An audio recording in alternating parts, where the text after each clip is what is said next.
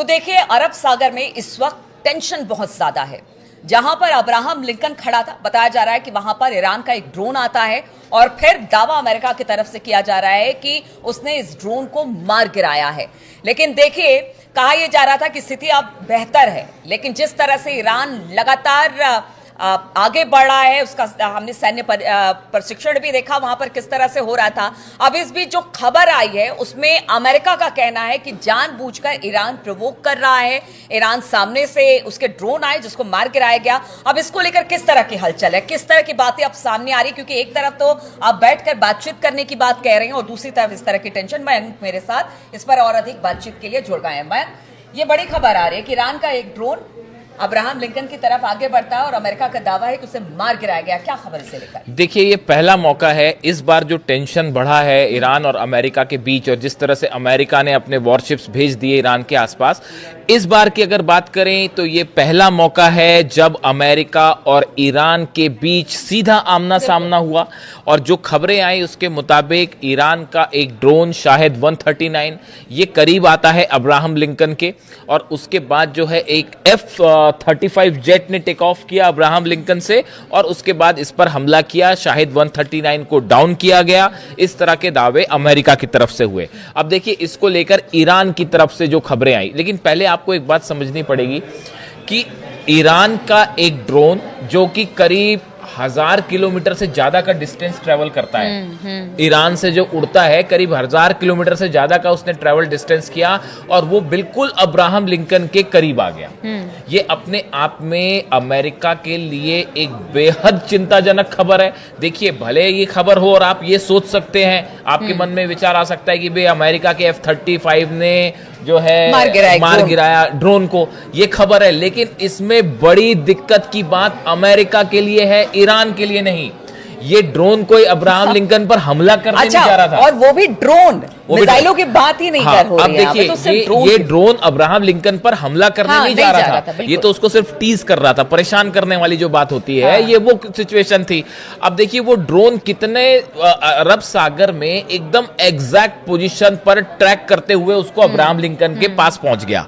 इससे एक्सपर्ट्स ये बताते हैं कि इसमें बड़ी जीत ईरान की इसलिए है क्योंकि उसने समंदर में ना सिर्फ उसकी लोकेशन ट्रैक करी, जीपीएस से क्या चाइना ने उसको मदद की, जो बार बार कहा जा रहा है कि चीन एक एक लोकेशन बता रहा है, चीन के सैटेलाइट्स की मदद से ईरान का ड्रोन फ्लाई करता है और अब्राहम लिंकन के बिल्कुल करीब पहुंच जाता है। इतने करीब पहुंच जाता है कि जो अधिकारी हैं अब्राहम लिंकन के, वो चिंतित हो जाते हैं, परेशान हो जाते हैं, और उनको F-35 भेजना पड़ा उसको गिराने। सटीक लोकेशन, जिस तरह की खबरें मीडिया में आ रही, एकदम सटीक लोकेशन, उसी दिशा में आगे बढ़ा जहां पर वो बहुत कम दूरी रह गई थी। अब ये एक शाहिद ड्रोन की बात है। अगर सोचिए कि एक साथ 100 शाहिद ड्रोन चल पड़े अब्राहम लिंकन की तरफ, तब क्या होगा?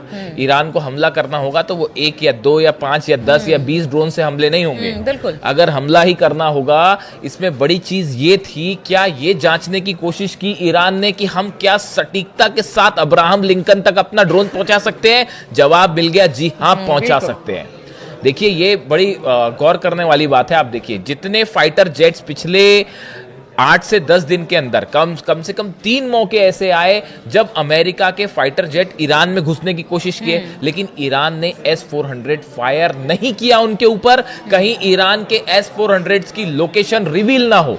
लेकिन अमेरिका ने F-35 जेट को डाउन करके ये बात साफ कर दी कि ईरान के ड्रोन जब चाहें तब अब्राहम लिंकन के ऊपर जा सकते हैं। आपने कम से कम ये बात तो साबित हो गई कि ड्रोन्स भले 1,500-2 हजार किलोमीटर का डिस्टेंस हो, उसको भी ट्रेवल करके शाहिद ड्रोन जो है वो अब्राहम लिंकन के ऊपर पहुंच जाएगा। चाइना सैटेलाइट से मदद कर रहा है, दूसरी बात ये साबित हो गई। तीसरी बात, जो सबसे अहम बात कही जा रही है, जो ईरान की तरफ से बयान आया है, ईरान का कहना ऐसा है कि ये सर्विलांस ड्रोन था, इसको हमला करने नहीं भेजा था हमने, ये एक सर्विलांस ड्रोन था जिसने जो रियल टाइम डेटा भेज रहा था कि अमेरिका का कौन सा वारशिप कहां पे है, अब्राहम लिंकन कितनी दूरी पर है, साथ में कौन से शिप्स चल रहे हैं। उसने लगातार जो है 48 घंटे तक रियल टाइम पूरी इंफॉर्मेशन ईरान को भेज दी।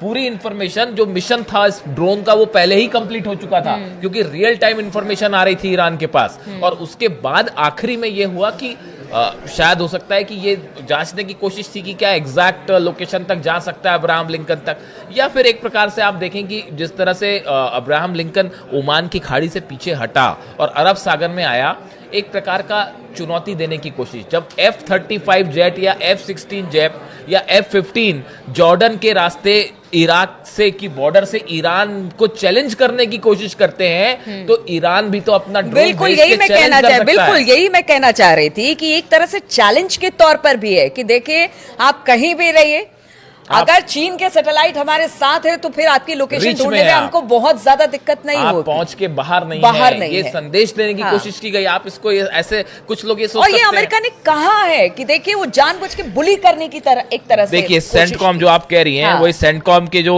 स्पोक्स पर्सन है, स्पोक्समैन कैप्टन टिम हॉकिंस, उनके तरफ से जो बयान आया है, Tim Hawkins said the guided missile destroyer USS McFaul immediately responded to the scene and escorted. ये इन्होंने बताया कि किस तरह से हमने जो है इसको प्लेन को इंगेज किया शाहिद ड्रोन को। अब देखिए कुल मिला के कहानी ये है कि अगले 2 दिनों के अंदर जैसा बताया जा रहा है कि फ्राइडे को टॉक शुरू हो सकती है ईरान और अमेरिका की। ईरान ने अपने प्रतिनिधि भी तय कर लिए हैं कि कौन इन पर बातचीत करेगा, लेकिन इसके बीच दोनों देशों के बीच एक बड़ा साइकोलॉजिकल जो है वो गेम देखा जा रहा है। और उसमें अब नेतन्याहू की भी एंट्री है। नेतन्याहू इस बात से परेशान है कि अगर कहीं बातचीत शुरू हो गई तो साहब वॉर खत्म। अब नेतन्याहू चाहते हैं कि खुद हमला करना नहीं चाहते, इजराइल खुद हमला नहीं करना चाहता ईरान पे, वो ये चाहता है कि हमला अमेरिका करे। अब ट्रंप इस बात को रेडी नहीं है। जो व्हाइट हाउस से सोर्सेज से खबरें हैं, जो अमेरिकन मीडिया से खबरें हैं कि ट्रंप अभी हमले को तैयार नहीं है, क्योंकि ट्रंप को ये लगता है कि अगर हमला होगा तो उसमें बड़ा प्लान गड़बड़ा जाएगा मिडिल ईस्ट का, और ईरान जो है नुकसान पहुंचाएगा वो अलग। तो ट्रंप हमले को तैयार नहीं है। नेतन्याहू दबाव डाल रहे हैं कि हमला करिए, हमला करिए, खुद हमला कर नहीं सकते। इस सिचुएशन में एक बड़ा देखिए इसी बीच में एक और बड़ी खबर है कि कल क्या हुआ जब ये आपका ड्रोन वाली जो भी सिचुएशन बनी, इसी समय स्ट्रेट ऑफ हॉर्मूज में अमेरिका का एक जहाज, बिल्कुल हाँ मैं इस पे ही पूछने वाली थी कि ये क्या हुआ। देखिए बड़ी इंटरेस्टिंग खबर है ये। देखिए कल क्या हुआ, हॉर्मूज का जो इलाका है, हॉर्मूज का बड़ा छोटा इलाका ईरान के पास, आप समझते हैं, वहीं से सब जहाज वहीं से गुजरते हैं। अमेरिका का एक जहाज वहां से चलता है और वो वहां से क्रॉस कर रहा है, और वो ईरान का जो सीमा है पानी की उसके बेहद करीब पहुंच गया था।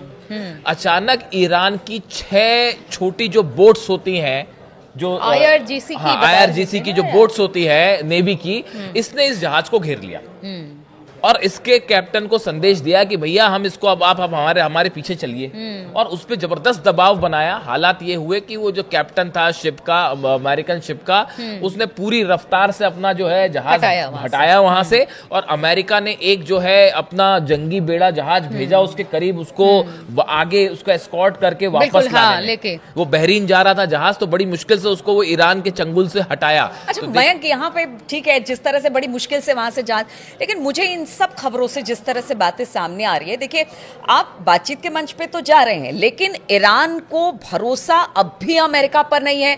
जैसे पिछली बार भी बातचीत करते हुए हमला कर दिया था, उसी तरह से इस बार भी बातचीत के ऐसा ना हो कि बातचीत के मंच पर लेकर जाए, पीछे कुछ हो जाए। तो इस बार वो गलती ईरान दोहराना नहीं चाहता है, और शायद यही वजह है कि बार बार इस तरह की चीजें ईरान की तरफ से एक जेस्चर कि नहीं भाई इस बार हम लोग बिल्कुल एकदम तैयार हैं, आपकी तरफ से एक गलती तो फिर डिप्लोमेटिक सर्कल में कहा जाता है, ऐसी चर्चाएं होती हैं कि आप अगर बात करें जो राजदूत होते हैं या विशेषज्ञ होते हैं उनसे, कि जब भी डोनाल्ड ट्रंप ने ये कहा कि हमारी बातचीत चल रही है, इसका मतलब हमला तय है साहब, खतरा तय है। ये आप बात के समझ के, जैसे ही डोनाल्ड ट्रंप ने ये कहा कि अब हमारी बातचीत आगे बढ़ रही है, तो अब आप ये समझिए कि खतरा ज्यादा है। जब डोनाल्ड ट्रंप ये कहते हैं कि हम हमला कर देंगे, तो समझिए हमला नहीं होने वाला है। लेकिन अगर उन्होंने कह दिया कि बातचीत चल रही है, तो आप ये मान के चलिए कि हमला होना है। वो मदुरो जो है वेनेजुएला को लेकर डोनाल्ड ट्रंप का बयान आया कि हमारी बातचीत चल रही है, और अगले दिन हमला हो गया।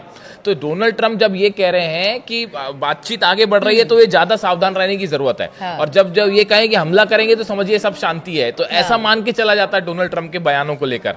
तो अब देखिए ये बातचीत होने वाली जो सिचुएशन है, लेकिन इसके पीछे की हकीकत ये भी है कि ईरान ने जो बड़ी वॉर तैयारी करी, वॉर ड्रिल करी, उसकी वजह से फिलहाल अमेरिका और इजराइल दोनों एक स्टेप पीछे रह गए अमेरिका से, जहां तक जंगी तैयारियों का सवाल था। और उसके बाद जो मंशा थी शायद अमेरिका की ईरान को दबाते हुए किसी डील को करवाने की, वो तो साफ फेल हो चुकी है। जो सत्ता परिवर्तन का उद्देश्य था वो भी फेल हो गया है। जो मिसाइल्स को रोकने का प्रोग्राम था वो भी फेल है। ईरान कह रहा है हम बात ही नहीं करेंगे उस पर, डील तो बड़ी दूर की बात है। तो अब बचता क्या है? बचता है न्यूक्लियर डील, जिसको लेकर अब फ्राइडे को देखते हैं कि क्या होता है। और इस बीच मुश्किल में है नेतन्याहू कि अगर भाई डील किसी तरह की हो गई, जंग रुक गई, तो वो मिसाइल्स हमेशा के लिए ईरान इजराइल के एग्जिस्टेंस के लिए खतरा बन जाएगी। तो देखिए, ये छोटी छोटी घटनाएं जरूर सामने आ रही है ईरान और अमेरिका के टेंशन के बीच में, लेकिन यही कहा जा रहा है कि ईरान बार बार ये बताने की कोशिश कर रहा है बातचीत तो हम कर सकते हैं, बातचीत के लिए हम तैयार भी हैं, हम युद्ध नहीं चाहते, लेकिन साथ ही साथ वो इसकी तैयारी करके भी बैठा है कि अगर युद्ध की स्थिति बनती है